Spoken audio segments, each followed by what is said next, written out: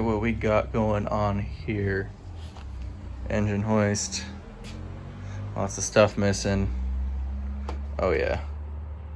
Oh yeah. That, unfortunately, is for another video. But, you know, just wanted to show you guys what's going on, what it's looking like. Not a whole lot going on there. Engine stand over there, hoist, it's ready. But that will be a completely separate video, I promise you. Let's get to this video. Hey guys, what is going on? So just want to show you a little bit about what's going on with the car, you know, because I got a video coming out about that, hopefully, and want to get you guys excited because obviously the engine's coming out.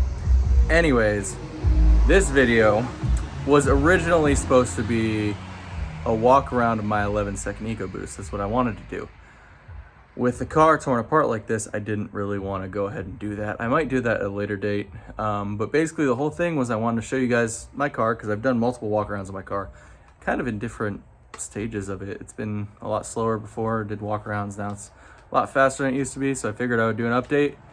It's in pieces. So I'm just gonna do a video that's kind of similar, but kind of still gets the gist of what's going on. So, as the title says, I'm going to kind of give you a rundown of what you need to run 11s in your Ecoboost Mustang. Now, this isn't a one-size-fits-all type of deal. There's a whole lot of variables, whether it be weather, track conditions, tuning, seat time, all that kind of stuff. I'm just going to explain to you what's done to my car, what I did, and basically what I think you need to do to run 11s in your car. This is primarily going to be focused on stock turbo cars, but you know, basically if you have an upgraded turbo, it's going to make it quite a bit easier. Obviously, you're making more power, you can go faster, but I guess let's get to it. So, got my little list right here. First of all, obviously, we're going to want to be modified. We're not going to be running 11s in a stock Ecoboost. So basically what you want to do, what's done to my car, is, you know, basically full bolt-on intercooler, downpipe, wastegate actuator.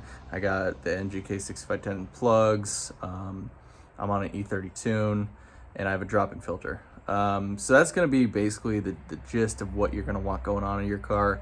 Charge pipes aren't really all that important, you know, but the one thing that is going to be pretty important is you're not going to be doing this on a normal 93 tune. There's no way you're running 11s on a 93 tune unless you got something going on, or unless you just want to see your engine blow up. So E30 tune is what I did it on, and I did it on a race gas tune.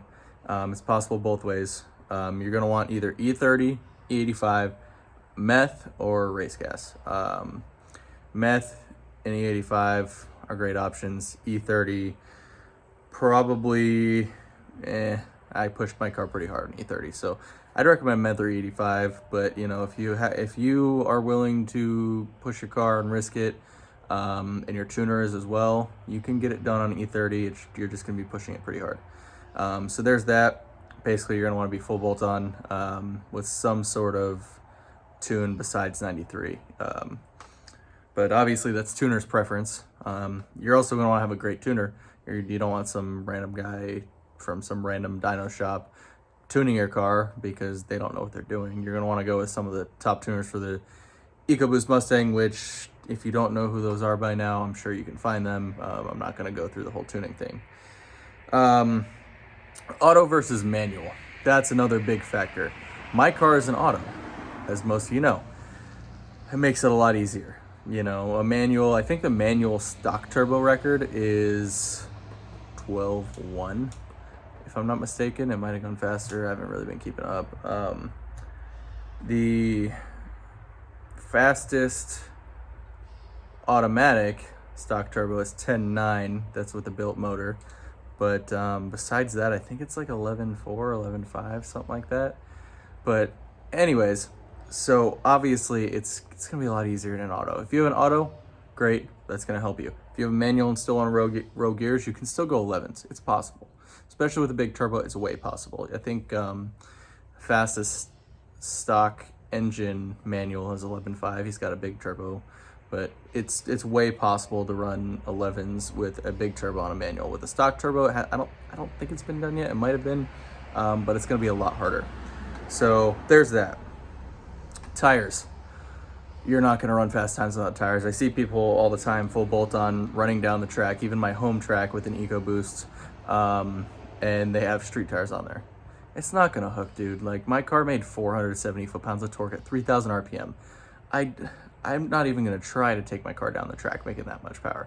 Like, that's a lot of torque, man. It's not going to hook. Like, you have to have a dedicated drag tire. 100% you have to have a dedicated drag tire. I run the Mickey Thompson ET Street R's. A lot of people run the ET Street SS's. A lot of people run Nittos. Nittos are fine too. As long as you can get them to hook with your power level. You know, I know some people have issues with Nittos, but at these lower power levels, they should be fine. But yeah, you're gonna need a tire, or else you're gonna have an extremely hard time even running low 12s. So, weight reduction. This is one thing that may or may not be necessary depending on your weather conditions, depending on the power you make and how hard you're pushing the car. I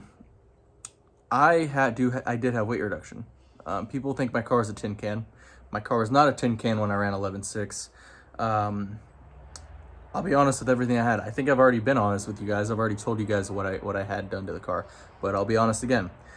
I had no back seats, rear seat delete panels from Auto Mafia.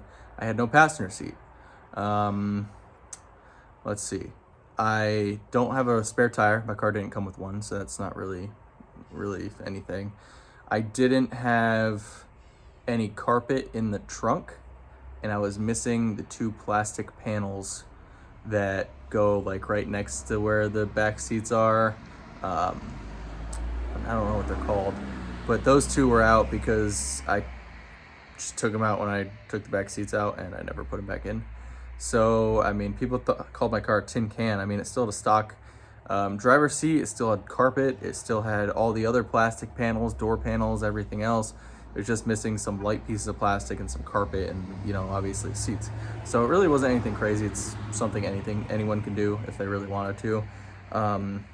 Also, since we're on weight reduction, drag wheels, like race stars, forge stars, welds. I'm broke, so I have race stars. Those will help cut a lot of weight. I have American Muscle wheels on my car. They're like, with the tires, they're like 70 pounds a piece. And I forget what the race stars were with the tires in the back. I want to say like 40 or 50, you know, so it's definitely cutting weight. My car, I forget, I made a video about the weight reduction. I think my car weighed like 34 something. And that was with normal tires. That was with the full exhaust on, and possibly the passenger seat in. I don't remember, but I did run open downpipe. Don't want to lie to you guys about that. Car's open downpipe. Not because it probably made a little bit more power just being open, but sorry, I'm trying to open my iPad where it has my notes. Probably made a little bit more power with open downpipe. It was mostly for weight. I dropped like 40 pounds with that. So realistically, if you want to make it easier on yourself, you can drop a little bit of weight if you're willing to. If you're not willing to, try to get a little bit more power out of the car. It's still way possible to run 11s without any weight reduction. It's just helpful. It makes it easier. But if you're just looking for an 11-second time slip, 11.9, 11.8, you can do it with full weight. It's just going to take a little bit more work. Last thing I want to talk about, seat time.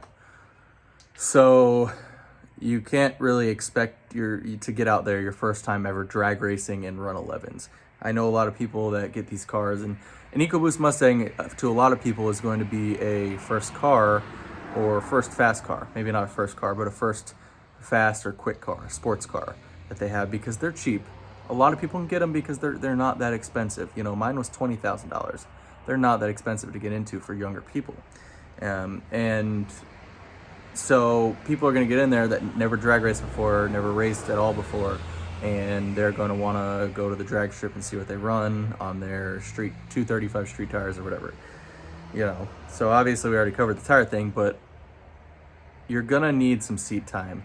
You're not just going to go to the track, floor your car, and run a 11-second slip. Even if you have all the mods my car had, you're most likely not going to do it. You need seat time. You need to know how to launch the car. You need to practice getting good 60 foots. You need to figure out what tire pressure you're gonna need to get the car to hook on your certain track, depending on track conditions and prep.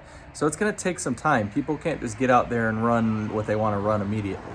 Go out to your local track, get some seat time. If that's what you wanna do, get some seat time and just get some practice, because you're gonna wanna get a good 60-foot time. Like when I think my best 60-foot time is a 1:55, which is not bad. People have gone faster, but 1:55 is not a bad 60-foot time. You just have to know how to launch the car. And some people just floor it off the line. It's not always gonna do it. You know, you have to know how to launch the car. You know, it's an automatic, but still, I'm foot braking it. You know, got foot on the brake, foot on the gas, and I was launching at like 3,000 RPM on the stock stall, and it was launching pretty hard. Now I also have launch control, or two-step, or whatever you want to call it. Trans brake is actually what it's called. But I have trans brake. I never once used that at the track. My 155, 157, all the 1.5s I ran were foot brake, and it did fine for me. I never saw a need to use the trans brake, and I knew it was harder on the car, so I didn't want to use it on the track, because I didn't want to, you know, snap my drive shaft or anything like that. So I just decided to foot brake it. You can go plenty fast on the foot brake, but these are the kind of things that you need to figure out what you need to do on your own at the track. You need to figure out what your track will take, people are flying around here. You need to figure out what your track will take, what the prep is like, if you can use a trans brake, if you have it. If not, if you're manual, you need to know what you need to launch at. I'm not as good with the manual stuff, because obviously my car's automatic. I race the automatic, but obviously you're gonna need to figure out how you're gonna launch your manual, if you need to slip at all, what RPM you're gonna launch at. Obviously depending on track conditions and all that. So it's gonna take some time. It's going to take seat time. So this isn't a definite recipe to running 11s. This is kind of just a layout that I follow to run 11s, and hopefully will be informative to you and help you guys go down the right path to run 11s if that's your goal, which I know a lot of people in the Ecoboost community have a goal to run 11s. It's a decent milestone for a 4-cylinder car that started at a high 13, low 14 second car. So anyways, guys, hope this was informative. Hope it helped you. If you enjoyed the video, give it a thumbs up. Subscribe if you haven't subscribed. I'll see you next time.